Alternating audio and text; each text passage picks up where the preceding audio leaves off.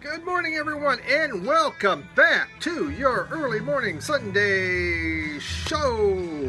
Here we go. This one we're calling the Psych Show. I'm your host, Psychotic Steve, Psycho Steve, Psyched Steve. Whatever you want to call me, it really doesn't matter. But we're going to deal with a few psych albums that I recently picked up. Not necessarily an expert. I do have the music. I enjoy the music. Some of it's awful weird. I'm going, not too sure about. But there are a lot of great channels out there that really deal with psych music and are really into it. You know, in town here in Midland, my friend Bill Young, Michigan Record Club. That man knows. He knows his psych, and there's a lot of other great channels. But we're going to talk about what I have. Playing in the background with a psych feel to it. It's called The Temples, Sun Structures. This came out in 2014, and they're out of England. And I mean, these guys on this album here, Sun Structures, talk about making psych type music. They hit it on the head. You can tell they've studied it. It's something they had a passion for and that they love, and they did a really, really nice job with it. So, fun listen. We're going to have that going on in the background. Got Tiger shirt. It's Tigers. We're rebuilding this year. For the 20th year, the Detroit Tigers baseball team is rebuilding. Just remember, if you're having problems at work, say, I'm rebuilding. Maybe your relationship isn't going well. Look at the other person and say, it's a rebuilding year. No matter what, something's going wrong, everything's sucking, you're rebuilding. Everything's fine. It's been fine for the Tigers forever. We're rebuilding again. So, Baltimore Orioles, we thank you very much because you suck worse. Okay, I want to first finish this book. You know, a few weeks back, I received a VCLT from Ken. And there was it was books and some t-shirts. And one of them was Bayou Underground. This is the one I jumped in on first. And it's written by Dave Thompson. It looks at maybe about 10, 12 different songs that dealt kind of with the Bayou, with Louisiana. But it doesn't analyze the song itself. It looks more at the history. It's about this Dave and his girlfriend or wife were traveling around the bayou. So as they're going around, they're trying to find more information about different things, what these songs mean. Very interesting book. This is one of those that is packed with lots of little tidbits that I will use as a resource. I mean, that's what the beauty of books. For instance, Dr. John, he recently passed away. His real name was Rax Rebenak. Probably said that wrong. Well, his famous album, Gree. But Dr. John, what is Dr. John? Where did he get the name Dr. John? Dr. John was a person born in around 1800 in Senegal, and his real name was, what was it? John Martahain? It's wrong. But that was his real name. He was captured and brought on, to be a slave, and he was taken to Cuba to work on a sugar plantation. Well, there he was a cook on the sugar plantation. Somehow he got his freedom. And once he got his freedom, he boarded a ship and became a sailor for a number of years and finally landed in New Orleans. Through all this time, he'd learned a lot about herbs and roots and became a medicine man. But not just a medicine man, a feared medicine man that can make potions, that can take away curses. And he began making all this money, so much so that this free black man was able to buy a very nice house on a lot of land. But he knew, and he called himself Dr. John. At first they called him Bayou John, but then he took up the name Dr. John. Well, he knew if he wanted to make any kind of money, he needed to get the money from the white man. So these slaves that were coming in that he was helping, he began asking them, what's going on at that plantation? And he began to get all the dirt. He began to get what their dirty little secrets. And then the slaves would be telling these people, you know, their white masters, if you're having a problem, something's going wrong, maybe you're ill, you need to go to Dr. John. Dr. John can help you. If you want to know what's going to happen, you need to go to Dr. John. So these whites would come in there. Dr. John had these little secrets, and he'd begin talking. He'd go, I can see something in your soul. And he would throw this out, and they were blown away. Now, he did try to extort them, because that's not good for business, but he used it to take more money, and he became a very rich man. He also had a house full of slaves and concubines, shall we say, 15 different wives. His house was filled with skulls. There was the Virgin Mary, because, you know, it's voodoo, and so you have Catholicism, and you have, you know, different types of religion. You know, there's toad skins, snakes, all that stuff everywhere. Well, Dr. John, he was making all this money, but he really sucked at how to handle money, and he couldn't read and write. So one of his wives had him sign an agreement or something, which basically gave away the money. Others left taking all the money. The guy wound up dying poor and broke. But that's Dr. John. And that is where our Dr. John that we know this took his name from. That's the kind of cool crap that's in here. How about that? Over 6 minutes in already, Ed. We haven't shown a record, so let's get going. Psych. We'll start with Velvet Night. Found this in West Virginia. Actually, Chad from Horror Biz had seen this. He hadn't bought it. Is the album cover in the best shape? No. Is the vinyl in the best shape? No. It cleaned up nicely. It plays nicely. This album's from 1970. I can find almost zero about this group. Absolutely. I was researching, trying to find it. I can't say this. They go on the back. He goes, first we must journey into that night, the night of death and holocaust, that night where the heavens spit fire upon the earth, and the earth vomits and trembles, and the land rises and falls and breaks away, and the oceans swallow up countries and continents, and you will see it and hear it, and then you will know for all time that you are the universe and the cosmic and the spirit. Velvet Night is the twilight. Middle ground that is neither the end nor the beginning, but both at once fused together for an instant. Wow, isn't that just a bunch of BS crap, huh? Ooh, scary. Came out in 1970. This has a mix of covers. Now, for instance, they do Seasons of the Witch. They do a medley to Cream, of all things. White Room, Sunshine of Your Love, I'm So Glad. They do If I Were a Carpenter. But they do The Weight from the band. But then they have the others. Like, I'm going to play a song called Velvet Night. And Velvet Night's kind of this hypnotic, very eerie, organ-laced hard psych. They have some faster ones that kind of rock a little bit more. Don't Let Them Stand in Your Way. It's a different kind of album. It was actually really, really interesting, but just they've only made one album, and there's almost nothing out there. If you can find a premium copy, these things go for almost $300. Velvet Night. How about from here? Oh, what's that label on there? We should go. The label was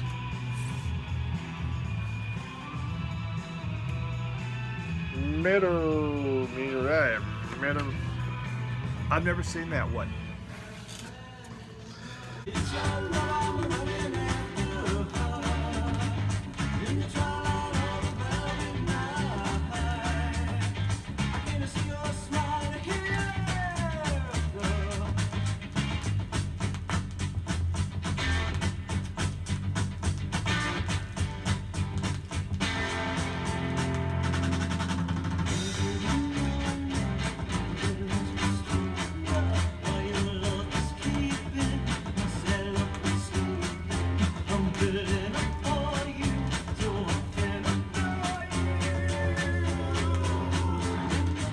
Glitterhouse. Glitterhouse started in 1967. It's a psych band out of New York. There's a different label. It is on the Dino Voice. Dino Voice is the first Dino Voice I have. Isn't that a pretty album? So a psych band that came out of New York City. New York City is not known for psych bands. Let's just say Velvet Underground psych band, but you know they kind of struggled out of there. But it was started by an African American. The guy's name was Mike Gale. And then he brought along some other guys, and they formed a band. They called themselves the Justice League. And they were playing around in New York, actually down in Greenwich Village more in '67. They wound up breaking up. Things just weren't working out. Well, eventually but they had put out a couple singles. Nothing happened to it. They decided, let's get back together again. Instead of calling themselves the Justice League, they called themselves the Glitterhouse. And they caught the attention of a producer named Bob Crew. Well, Bob Crew kind of liked them, but he wanted to produce this great album. But in the meantime, he wanted them to write some songs. And he did not let them go out and play in clubs and that. Basically, it's like locking them in a room. He gave them $100 a week salary, which is actually very, very good. But they weren't allowed to go out and play, practice, or whatever. Just stay here and make the music. And they did. They came up with this. It's called Glitterhouse, Colorblind. Again, it's like Lovin' Spoonful meets the Blues Project. So the vocals are kind of poppy, a little bit happy, but yet you got a Blues Project type vibe, some psych vibe in the background. And the track I'm going to play for you is called Tinkerbell's Mind. Doesn't that just tell you a lot? Tinkerbell's Mind. What's going on in Tinkerbell? I don't know. She kind of had a thing for, well, actually Peter Pan had a thing for her. Tinkerbell was a little flighty. I'm not sure if she thought that. But you have Princess of the Gingerland, Sassafras and Cinnamon, Child of Darkness, A Journey of a Child Traveler, I Lost My Friend, Hey Woman, just some different kind of things. So they put out this album and it tanked. I mean, it just sank. And these guys were dejected. They blamed Crew. Crew left. Bob Crew left. Well, wound up, a lot of this album was based basically on Bob Crew, on what he thought it should be. And these guys were like, suddenly like a boat without a rudder. They didn't know where to go, it didn't happen, and they fell apart. So they had this one album. This came out in 1968, The Glitterhouse.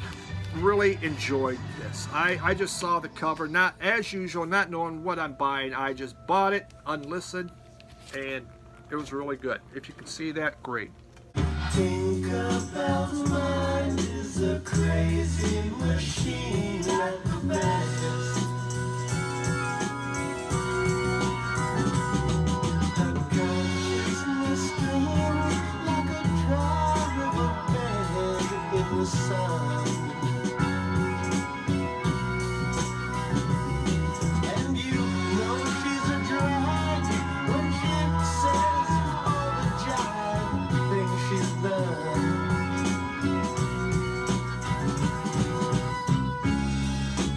Once she had a dream.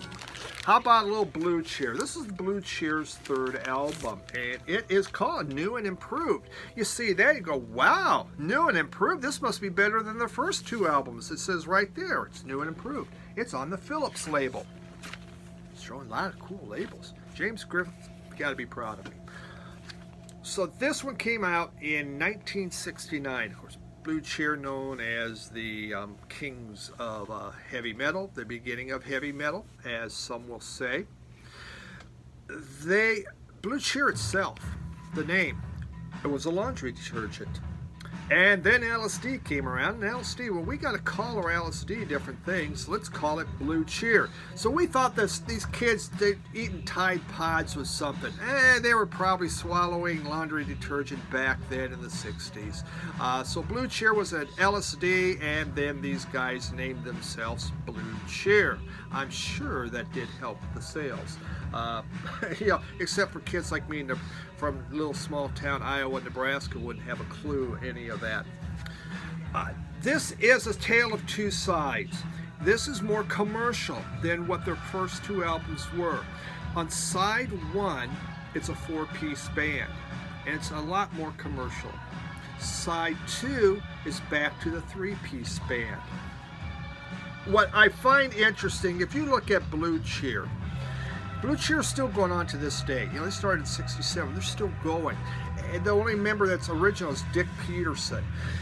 If you were to make a tree, a family tree of Blue Cheer, there would be like hundreds and hundreds of branches. It seems like everybody in rock and roll at one time played with Blue Cheer. It is really incredible the amount of different people that have been in and out of this group. But Dick Peterson keeps it together. It's his group, it's his livelihood. Enjoyed this album again. It's a good hard rock, a little psych feel in there going on. Fun stuff. We have this one, The Sacred Mushroom. No, not an original. I did see the original though when I was with Brad H2O Vinyl down in Orlando. I picked it up, I looked at it, I considered it. They wanted $140 for it. I would have had to talk them down. At the time we were planning to go to Disney World, which I learned was $160. We didn't go. I really thought about going back and buying this thing. I did. This is a reissue that's going on for The Sacred Mushroom. Picked it up for $15 in Cincinnati Seal. $15. This was wonderful music. Now, again, my mind does not think this way, but some of you guys on the VC have dirty minds. You know who you are because you tell me crap. And you go, that is a sexual erotic picture. And I look and go, oh, it is kind of, isn't it? Man, I'm telling you, my mind doesn't go there. This I enjoyed. You know, you could call it some psych rock in there. I call it more of a blues rock thing happening, kind of a, yeah, more of a blues rock, but definitely things of psych. Two brothers got this started, Larry Gosshorn and Danny Gosshorn. And, you know, Larry played the guitar and vocals. Larry Gosshorn actually went on after this and played with Pure Prairie League. What a difference that made. But this was just a band that came out of Cincinnati, Ohio. Again, the reissue on here, Shake It Records. I wonder if that's by, there's a record store like there called Shake It Records. Maybe it's the same place. Fun album. Really, I would recommend this thing. I truly enjoyed it. I'm going to play a track on here called Catatonic Lover. I mean, it just rocks. They have some really good rockers on this. It was totally a very, very, very fun listen. And, you know, Music from Ohio, Volume 2. Worth the pickup. Believe me, I still think about that original and seeing if I could bring them down in price and get an original of this thing. I like it that much. Can't hear your voice, can't see a thing. Everything I do just seems to bring me down. But I know you're there 'cause I can feel your presence everywhere. But I can't seem to make contact. I got no way to bring you back. I try to think just like you would, but you like to think that I'm no good for you. I felt it all come on any day. Now you'll be gone. Tell me what you're trying to do. All right, let's, damn, use that all right. Shouldn't do that. Let's get into some blues. Lightning Strikes from Lightnin Hopkins. This came out in 1962. Lightnin Hopkins has so many, you know, I'd tell you how many albums he has, but it's so many. It came off VJ Records, so Chicago label, but they this was recorded down in Houston. You know, Lightnin Hopkins, he was born in 1908, and when did he pass away? 1982 he actually passed away. He was born in 1912. Sorry. Yeah, 1912. When he was young, when he was 8 years old, he met Blind Lemon Jefferson. Now, Blind Lemon Jefferson was a bluesman that toured all around the South. He was blind. He was always looking for someone to go with him. Obviously, he needed a set of eyes. But many, many bluesmen were influenced by Blind Lemon Jefferson because of the way he traveled all over, and Lightnin Hopkins was one. And so he wanted to be a musician. He was a little bit lazy. He just couldn't make it. And he would try, he would fail, so he'd go back to farming, he'd go work around Houston with the oil. Finally, in 1946, someone heard him. He got, there was interest in him. And he began to put out some singles, and so they began putting out albums, and then things took off.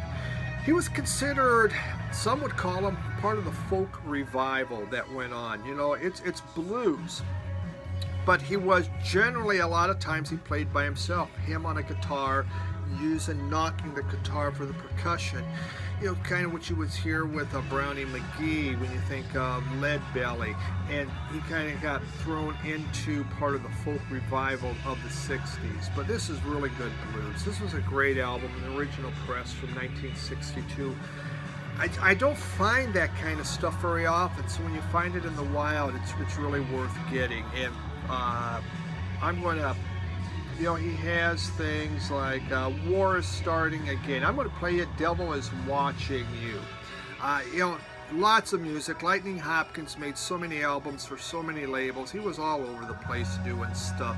He's not hard to find. A lot of compilations out there with him.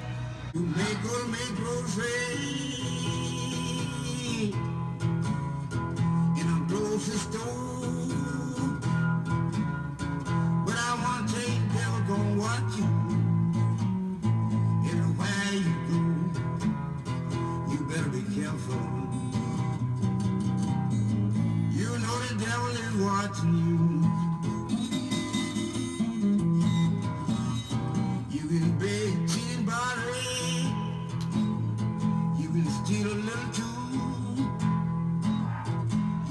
This was another really exciting pickup.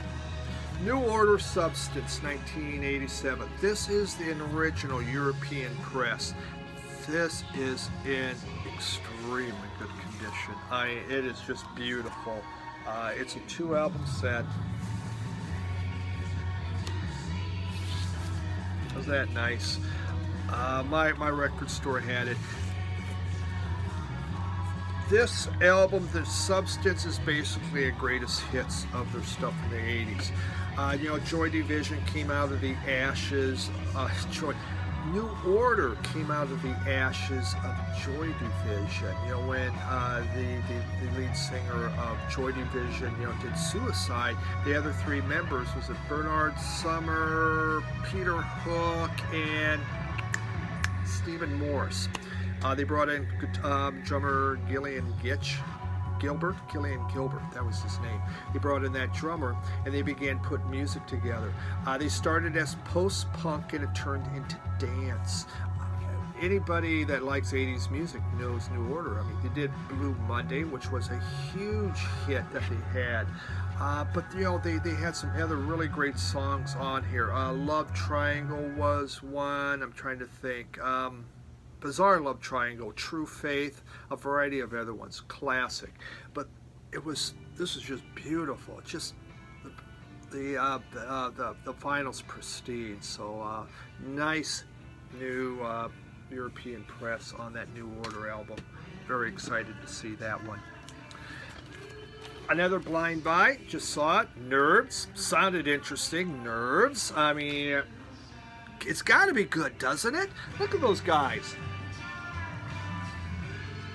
They look like this would be kind of funky. Actually, Nerves are from Chicago. They started in 1997. They're still out there making stuff. They've had 3 albums. I believe this is the first one. It's rock and roll. But this is rock and roll with a really hard punk sound. It's pretty fast. It's pretty furious. It goes. Vocals a little more of a screamer, I thought. Elliot Dix, Seth Skudowski, I believe, Skudrick. That's it, Seth Skudrick. And Rob Dodson. Oh, there's the name, Rod Datum. Doesn't matter, really, does it?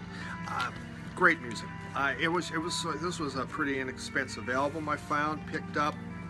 Not much in the way of a label. Punk-edged rock and roll from the late 90s and going into the aughts. Really great stuff. And it won't go back in the sleeve, so screw it. Nerves.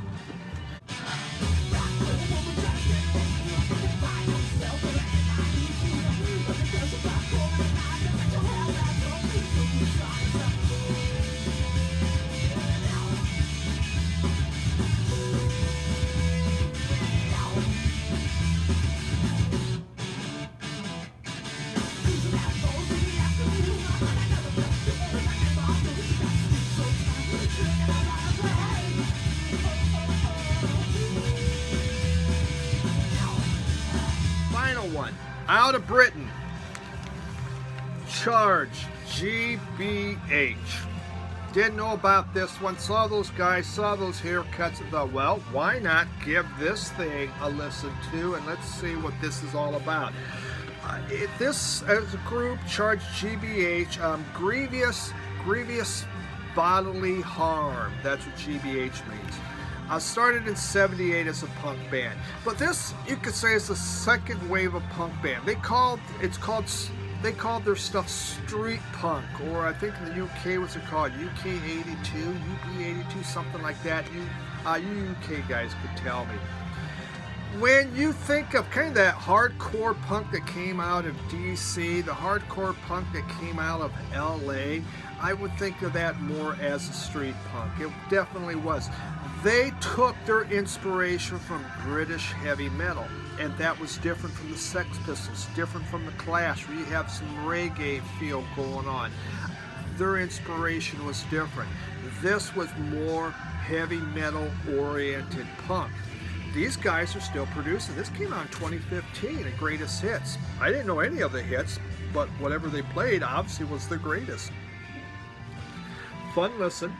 Is it my favorite? No, it's not. I like punk. Punk's my deal.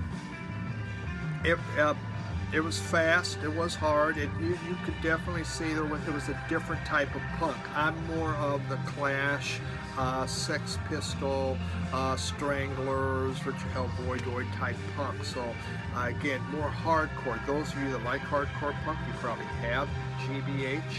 They did get rid of Charge, just called themselves GBH, but still, it was fun to pick up.